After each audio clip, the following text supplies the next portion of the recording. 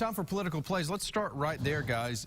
You know, you have probably heard Bill and Jessica join us that this was coming down. Your first thoughts when you heard Jeff Sessions come out and say the end is here? Okay. I'll let my colleague go first. Well, what I thought was it's unnecessary. I think that if this is supposed to be a step that prods our legislative branch into making moves toward comprehensive immigration reform, this wasn't the place to start. There's a lot of misinformation floating around out there about these DACA recipients. One thing I will tell you is this: 91% of these people have jobs. 100% of them have not committed crimes. Anyone who violates the agreement they make with the government, they lose their status and likely get deported. These are hard-working, tax-paying individuals. They pay into Social Security, and they've been educated here. The average age of the people enrolled in this program came here when they were 6 years old, and they know no other country, no other place is home but here. Don't disagree with anything she just said. This is classic Barack Obama. He couldn't do anything through the legislative branch, so he signs an executive order which he knew was unconstitutional, which his own Justice Department sent him a memo saying what you're about to do is unconstitutional.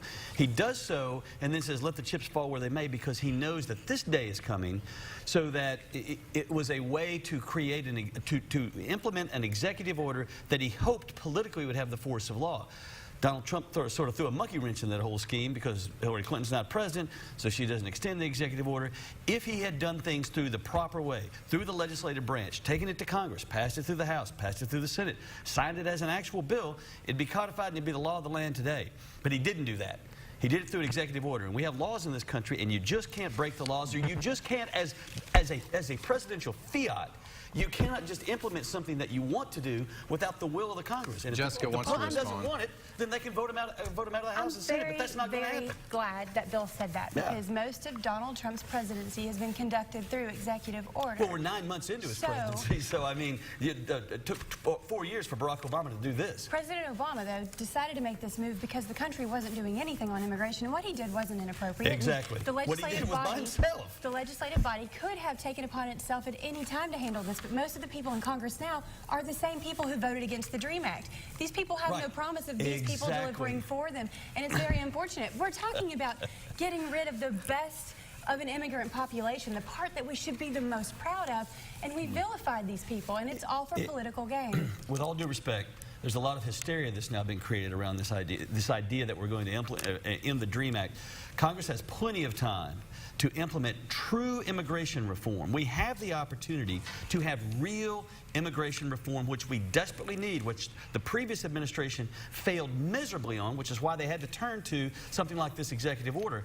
So here is a chance for Congress to act.